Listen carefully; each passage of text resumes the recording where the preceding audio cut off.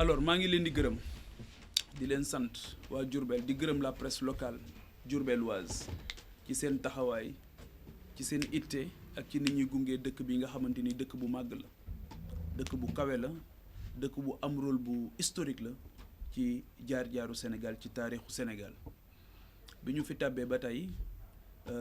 cant gu mag la ñu amee ci ñëw saafonte ak dëkk bi nga xamante ni dafa bari ay jeexital yoo xamante ni dafa am lu muy dellu ci sunu mémoire collective ak ci sunu histoire collective waaw Cheikh Ahmadou Bamba radiyallahu taala anhu li mu def fii ci ay at néew na fu mu ko def wala fii rek la ko def mu nekk ay at yoo xamante ni taxawal na fi sunu borom tasaare fi leeru yàlla taxawaay boo xamante ni bu am solo la ci moom foofu liñ ci jànge ci moom mooy état d'esprit waaw mindset bi nga xamante ni moom la amoon nan la trouver la liberté ba nga ñi ko jàppoon ne dañ ko xañ liberté ci biir entrave boobu moom ca la defee liggéey bu rëy pour wax ne rek force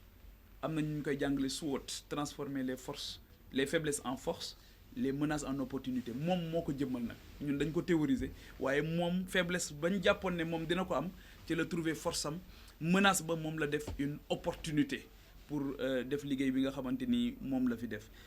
di ziar bu baax a baax aussi sunu mbokk yi nga xamante ni moom mooy waa kër Maam Thierno Kandji démb ñu dem fa ñu teral ñu defal ñu teranga ju yaatu tijjal ñu seen bunt ñu jëlee fa ay dars yu bare di ziar suma waa kër Maam Cheikh Ibrahima Fall tey jii dem nañu ca barab ba ziare fa jël ci jeexital ya jëlee fa tamit ay ndax foo ci dem li gën a am solo bu ñu la ko wanee mooy leçon ya nga fay jànge loolu moo am solo te ñooñu ñëpp ma tudd tey lenn rek moom moo tax ñu des ci histoire loolu moo ñu yëkkati mooy dañoo jógoon ne doomu aadama dignitéem du ñu nangu ku ko salfaañe lii rek moom moo tax ñu des ci histoire diineem du ñu nangu ku ko salfaañe te li ci jiitu mooy dañuy fexe ba nit ñi dañ ci réer ñoom ñëpp ñu nekk ci jàngale ginnaaw ba ñu jàngalee ba pare ñu daal di ciy dolli itte bañ ci dollee itte ba pare ñu xam ne yàlla tool bi gën buñ koy xëyal mooy doomu aadama yi ñu taxaw ci doomu aadama yi ñii ma fi tudd ñëpp lii moo tax ñu des ci histoire lii moo tax tey ku dajeeg seen i sët di leen teral di leen sargal parce que seen maam jóguñu woon ci doomu aadama yi loolu nag ñun moo ñu yëkkati c'est ça le sens de notre engagement politique amul leneen donc ginnaaw bi ñu leen gërëmee ba pare di gërëm aussi ñi nga xamante ni ñoom la ñu àndal liggéey bi si dëkk bi ñi nga xam principalement ñi nga xamante ni ñoom la ñu fi investir muy Pape Thiam bi nga xamante ni moom moo jiite Diourbel d'abord nekk un digne fils de Diourbel inspecteur des impôts et domaines nekk koo xamante ni aussi élection locale yi nattoon na boppam am ci waa Diourbel yoo xam am nañ yaakaar ci moom ñu leen di ñaan yaakaar jooju ñu dëggal ko fi nga xamante ni moom mooy assemblée nationale jox ko une légitimité boo xam dina ko permettre liggéey bi mu mën ko eggale foofu nga xamante ni moom mooy assemblée nationale di gërëm bu baax aussi soxna Astu bi nga xam Astu Sène bi nga xamante ni moom la ci àndal mu nekk jàmbaar nekk ku nekk ci développement te liggéey bi ñu ko yëkkatee dañoo bëgg a dañu ne woon yàlla na suñu borom dimbale ñu ànd ak ñi mën ak ñi xam waaw loin des caprices de politiciens ak des combines bëri de politiciens waaw parce que nous ne sommes pas des politiciens professionnels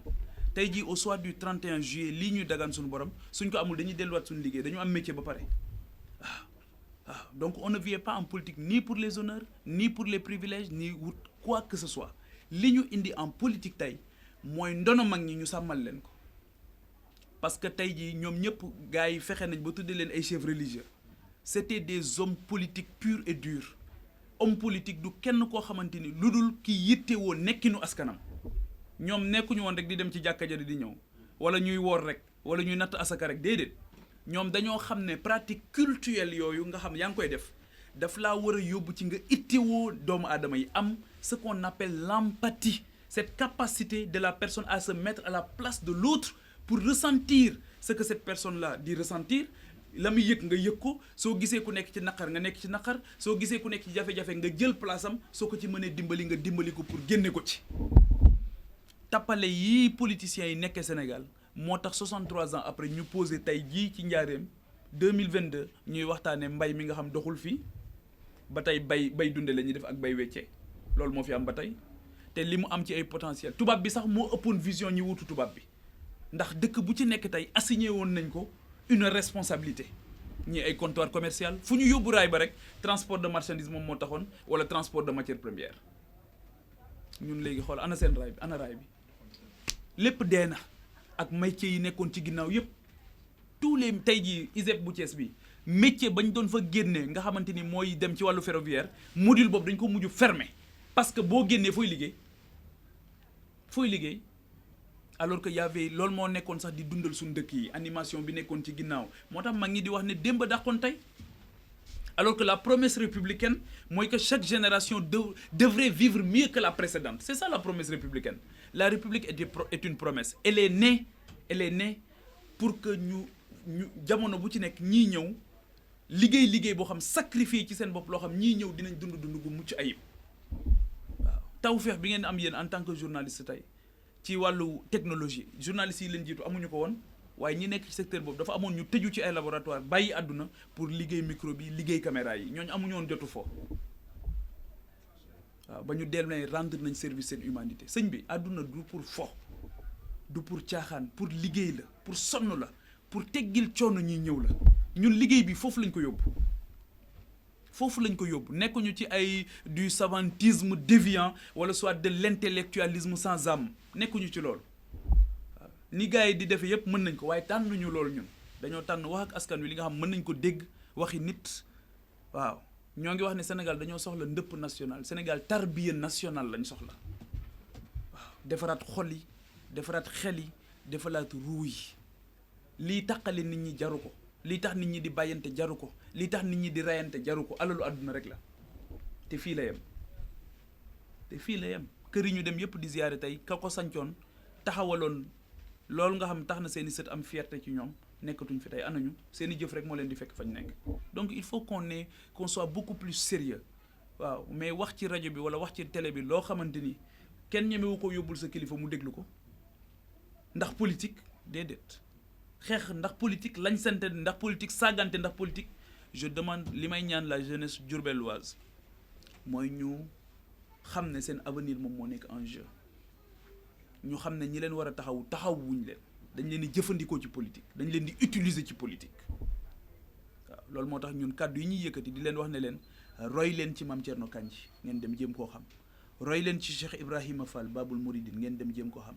roy leen ci Cheikh Ahmadou Bamba Khadimu Rasoul ngeen dem jéem koo xam am nañ ci patrimoine culturel historique loo xamante ni soxlawul ñuy xool feneen loolu nañ ko jëfandikoo et la presse a un grand rôle à jouer dans ça ñu dimbali ñu ci élever la parole dans l'espace public que ceux qui savent parlent que ceux qui savent gouvernent ñi xam di wax xiiroo bi bari na ŋaayoo bi bari na bëgg nañu werante ak weerante bëgg nañu weerante loolu taxul nga suur taxul nga jàng taxul nga dem école taxul nga faju taxul it nga am technologie boo xamante ni aujourd'hui mooy tax nga jël en charge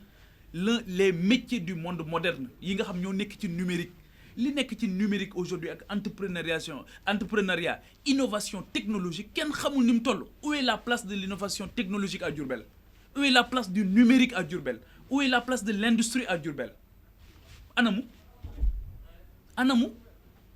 c'est le désert total une région totalement oubliée léegi nag ñun loolu la ñu bëgg a dem assemblée nationale wax ko fa xulool ko fa daal di koy yëkkati évaluer li ñu fi jot a def ak li ñu fi war a def ak impact yi li ñu fi def it ban impact lay am waaw loolu mooy aujourd'hui l'enjeu de cette élection là l'enjeu de cette élection n'est pas dans un affrontement partisan l'enjeu de cette élection c'est le Sénégal c'est la gestion des ressources naturelles c'est la gestion des ressources humaines yaa ngi dégg ba saigné bi l'Afrique le Sénégal dañoo saigné ba mu ëpp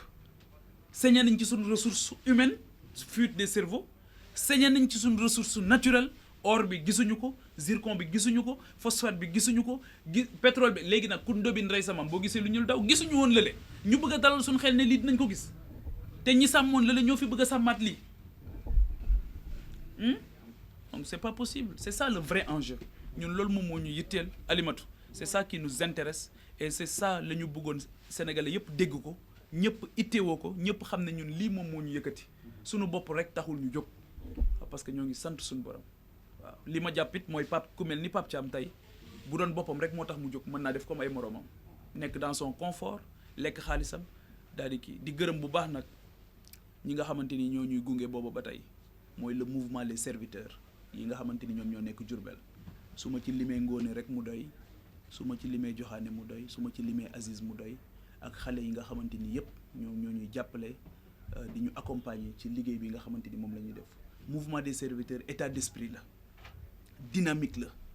boo xam dafa am fu mu jógee am fu mu jëm wëruñu sax ay militants ay serviteurs la ñuy wër des gens qui ont servi et qui veulent servir ku ñëw Diourbel nag waxtaanee xitma loolu mooy servir servir c'est la plus haute station de la seigneurie Cheikh Ibrahima Fall servir rek moom moo tax mu des ci kaw suuf turam des ci kaw suuf yéen doo liggéey fanaanee root bu dee tur wi amoon na ko bu dee daraja ji amoon na ko bu dee alal ji amoon na ko mu jël lépp nekkal doomu aadama yi nekk jàmbaar ci wàllu agriculture nekk jàmbaar ci weeru élevage ba muy def maraîchage fii di bay ay fruits et légumes boobu ñu koy def Sénégal bariwul waaw ba muy def transfert de technologie et de compétences ci hollandais yi ñëwoon Sénégal am seeni comptoir commercial boobu soriwul donc dañu am une régression bu mag a mag a mag mais loolu il faut que ñi yëngu ci agriculture ak pêche ak élevage xam ko xam ne nekkuñu woon rek ay góor yu doon toog noonu rek di dem ci kii képp ko fii toog di lijjanti sa bopp histoire du la fàttaliku waaw histoire du la fàttali parce que tu auras choisi d'être dans le mauvais côté de l'histoire le bon côté de l'histoire ce sont les hommes et les femmes yi nga xam dañoo décider di xoolee pour ñeneen ñi nelaw di nekk ci naaj wi pour ñeneen ñi nekk ci kër gi ñun loolu la ñu yàlla tànnal ñu ko ciy gërëm bu baax di ko ci sant di sant waa Diourbel bu baax di sant kilifa yi bu baax a baax a baax a baax di ñaan ñoom ñu ñaanal ñu ndax fii boo fi ñëw di waxtaan ak nit ñi am na leneen loo xamante ni moom nga fi wut si muy ñaan ak ziar ndax ay pàkk yu sell ñoo fi nekk ay Medinatul Munawwara moo fi nekk ay Makkatal Mukarrama moo fi nekk ay barab yu am solo ñoom ñoo fi nekk yoo xamante ni vision la état d'esprit la ambition la dëkk yu am solo la donc ñoo ngi leen di sant di leen gërëm di ñaan suñu borom mu defal ñu tawféex